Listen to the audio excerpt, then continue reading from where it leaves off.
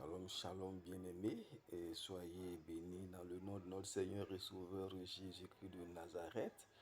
Alors, Dieu est amour, tout le monde le sait, on parle de l'amour de Dieu manifesté en Jésus-Christ. Et Dieu est un Dieu de partage, est un Dieu de respect, est un Dieu d'humilité. Il ne partage pas sa gloire. Alors, bien-aimés, et nous devons, dans notre quotidien, partager cet amour-là de Dieu. Alors, quand on parle de l'amour de Dieu, naturellement, il faut vraiment éviter de faire à l'autre ce que tu n'aimerais pas qu'on te fasse.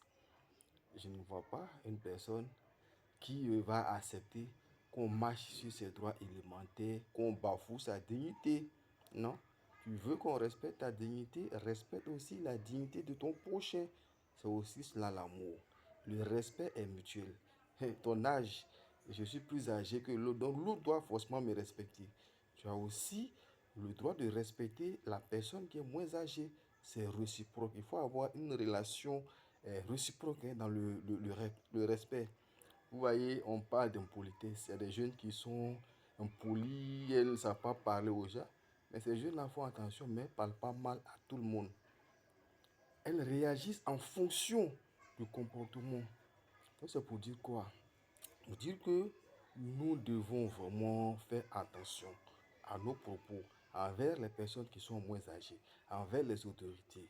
Et nous devons partager cet amour-là, qui consiste à ne pas faire à l'autre ce qui ne va pas te plaire à toi.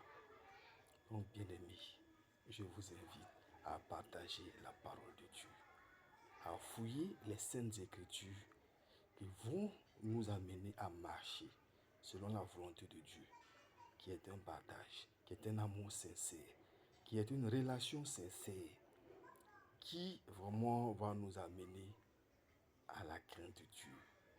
Alors, nous sommes pratiquement à 2 mois de la nouvelle année et j'invite le peuple de Dieu à se ressaisir, à s'accrocher à la parole de Dieu, plutôt que de s'accrocher à tout ce qui est pervers, à tout ce que le malin fait pour nous séduire, pour nous accrocher, pour s'attirer des forces, des pouvoirs sataniques.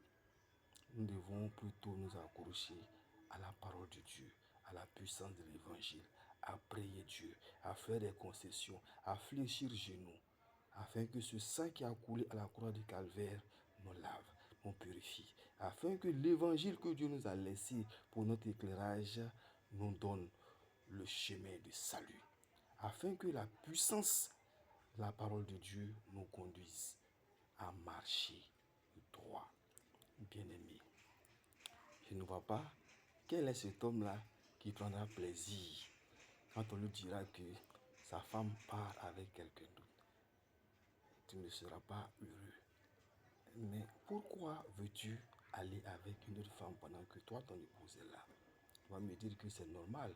C'est normal, il y a des pratiques qui sont autorisées compte tenu de la religion de certaines personnes.